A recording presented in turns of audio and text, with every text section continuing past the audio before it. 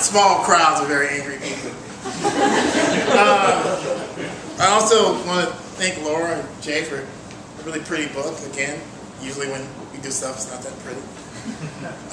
And I want to apologize. I realized looking through this that mine's the only one with footnotes. It's not because I'm super anal. It's because I'm a historian and like we're trained to footnote. So that explains that. My contribution to the trip actually grows out of an ongoing project I have in my class. Actually, I usually force students to do things like this, which is why they hate me so much. But for the full effect, I feel I have to say, as Dina pointed out, there are a lot of photographs associated with this, but it translated pretty well as just text. So the title "Home to the Crossroads" actually refers to the two communities that were the bookends of my trip. And so I'll just start. I took Route 1 from Winter Park Village to Altamont Springs Mall, but the ride failed to capture the depth and history and culture these spaces represent. My research explores the tension between real and imagined urban spaces. As an urban historian, I see perceptions of urban spaces one way to understand how we shape and reshape the city. Of course, writing about history and theory of transportation are extensive. LINK, like most mass transit systems, reflects community concerns and continues to evolve in response to it. The mass transit system in Sunbelt cities such as Orlando acts as a vital link to amplify and clarify broader communal goals. To be on the bus is to highlight economic questions central to city life. Where you live, work, and play is a function of the economy. How you ride is another marker of economic success or failure. Founded in 1972 to serve riders in Orange, Seminole, and Osceola counties, LINK has evolved and expanded along with the community. Last year, the organization set a ridership record and it seems on pace to beat that number in 2013. Despite this, memory and community, as much as service, informs narratives about LINK. United States consumer culture made automobile ownership a clear marker of middle-class success in a country where the vast majority of citizens have historically believed themselves to be middle class, regardless of the reality. Established earlier, northern cities have higher densities, which make traffic a barrier to regular car use. Thus, commuters make a rational decision to use mass transit. In contrast, southern cities grew rapidly after 1880, and their growth has coincided with the car's popularity. Roads and automobiles were part of the broader civic betterment movement in the urban South. Scholarship points to basic economic demands as a central issue shaping the city. Argued simply, capitalism provides a crude but purposeful urban environment. Crude is a harsh descriptor, but economic perceptions do define our view of success and failure in the city. The contemporary and historic city is demarcated by financial decisions implemented to promote better fiscal outcomes. Unconsciously, we understand this fact, but struggle with its implications. Mass transit traverses spaces inscribed with meaning built around the struggle to achieve and affirm community. TRIP offers the opportunity to reflect on the historic and contemporary questions of urban society. Winter Park, marketing stories. In 1881, Oliver Everett Chapman and Lauren A. Chase purchased 600 acres bordering Lake Maitland and Osceola. Their goal was to develop a residential community of winter homes for wealthy northerners. Between 1881 and 1885, Chapman and Chase developed and advertised a new town of Winter Park, located just 4 miles from the county seat. They relied on the area's natural beauty to entice visitors. From the beginning, Winter Park was presented as unique and accessible, shaping perception in and outside the community. To support tourism between 1882 and 1886, Chase oversaw the construction of the Seminole Hotel. Reminiscent of coastal luxury hotels, the Seminole was situated on Lake Osceola and offered 200 guest rooms and amenities that included sailing, rowing, fishing, and two steam yachts for guests. Late 19th century steamships and railroad links made Winter Park a standout winter resort for those able to afford the trip. Winter, ... Whatever the name, the climate shaped the sense that Florida communities offered a better existence. Residents attracted to the sun and fun in the 1890s continued to shape the community into the 20th century. The new century brought a democratizing boom to travel as the Dixie Highway, which linked Montreal to Miami, allowed tourists to visit Florida via automobile. Tourists traveled long distances to visit the state's beaches and natural spaces. Between 1915 and 1940, the number of tourists that visited Florida increased dramatically. These visitors explored traditional tourist destinations such as Miami, but they also explored interior spaces and unique roadside attractions. Wartime mobilization had a powerful effect on the nation, but arguably heightened Florida's appeal. Thousands of veterans trained on Florida's beaches. After 1945, communities grew as returning soldiers made the state their home. Marketing Florida did not change, but arguably those who could buy into the Florida dream increased year to year. In the midst of Florida's transformation, Winter Park moved to maintain its identity. The Winter Park Chamber of Commerce produced brochures with the slogan, City of Homes, holding true to the message of community and affluence. The Winter Park Mall joined Park Avenue to provide a comprehensive retail experience to Winter Park's residents.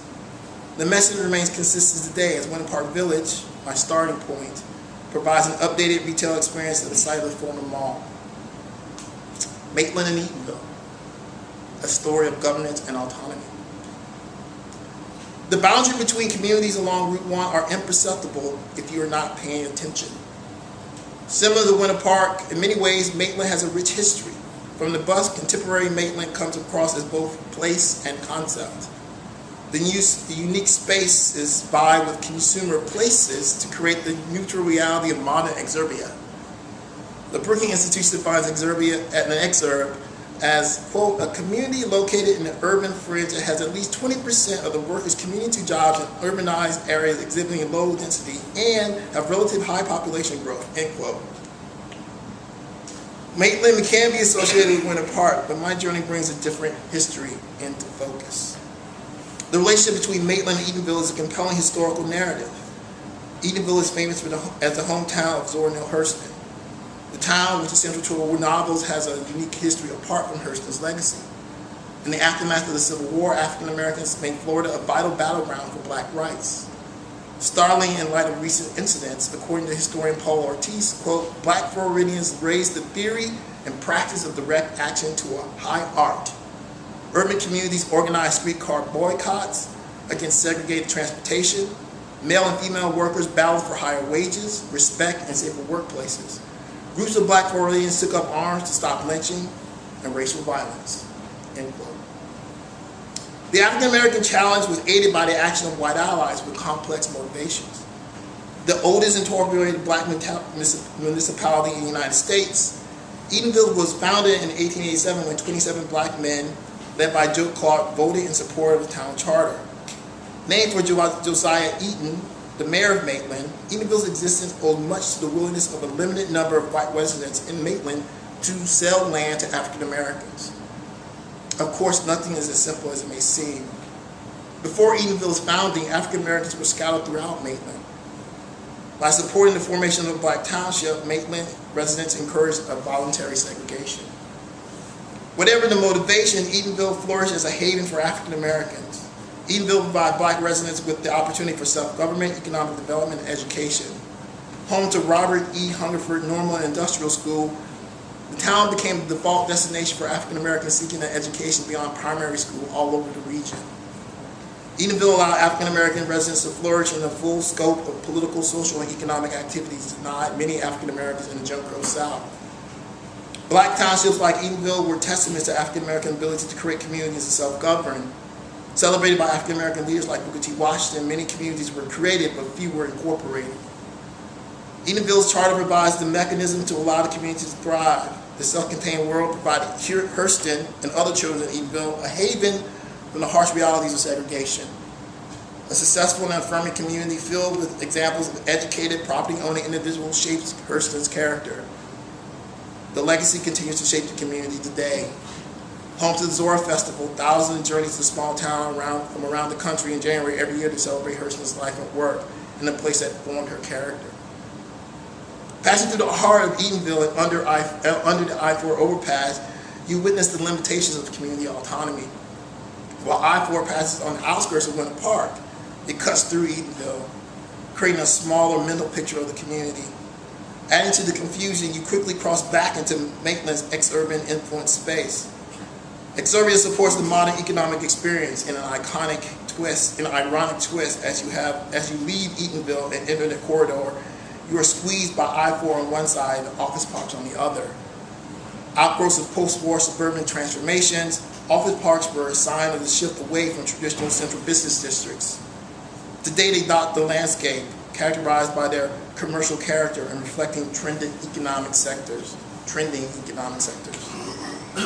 The promise of market-driven solutions to current concerns about declining access to education means office parks are natural space to find for-profit colleges. These institutions are mainly seen as a challenge to the small residential liberal arts college. The argument is online schools provide an educational experience on par with an expensive alternative. The democratizing power of online education is touted as a way to allow the working poor to improve their chances of moving up the economic ladder. The majority of link writers are the perfect demographic for this uplift narrative. Our recent research challenges these claims. The juxtaposition of the affirming educational narrative along this route are impossible to ignore.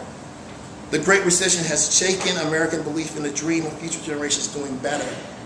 The continued evolution in the United States from an industrial to a service economy suggests an increasingly difficult path for those seeking employment.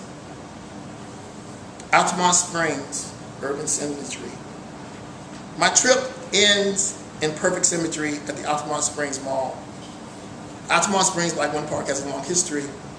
Unlike Winter Park, Altamont's identity is more amorphous. As old as any community in the region, the official description lends itself to a sense of impermanence.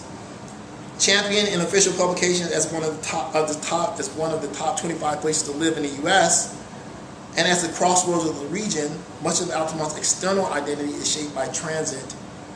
More influenced by the mercurial nature of exurbia and historical character, the community is defined by massive spaces dedicated to retail and leisure. The official narrative tells the story so well. Quote, Crane's Roost Park is the heart of uptown Altamont, surrounding Crane Roost Lake. The lake is encircled by 1 mile of continuous walkway with benches and covered seating areas. Within a 45-acre park is a European-style plaza which includes a choreographed island show and 62-foot picturesque tower, as well as an Eddie Rose amphitheater with stadium-style seating and one-of-a-kind floating stage. Note the cobblestone-style pathways, iconic columns, gathering areas with seating, themed lighting fixtures, all ready for leisurely strolls, listening to music, or just enjoying the beauty of the park. Crane's Roost Park is Central Florida's premier outdoor event venue with weekly, monthly, and annual events. Park rentals are available. End quote.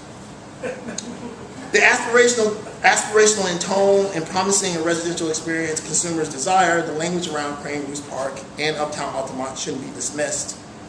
Nonetheless, the look and feel of the space, detached from the history and culture of the region, creates a dissonance around what we believe represents community and nurtures identity. Uptown Altamont is designed to look and feel like other spaces, but because it does it so well, we struggle to recognize it as a place. Adding to the problem, despite its presence, there is an organic icon for the community.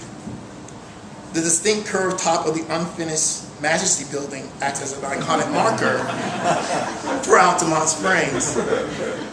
Perhaps the tallest building visible between Orlando and Daytona Beach, the Majesty is a better example of the aspirational Florida mindset than Uptown Altamont.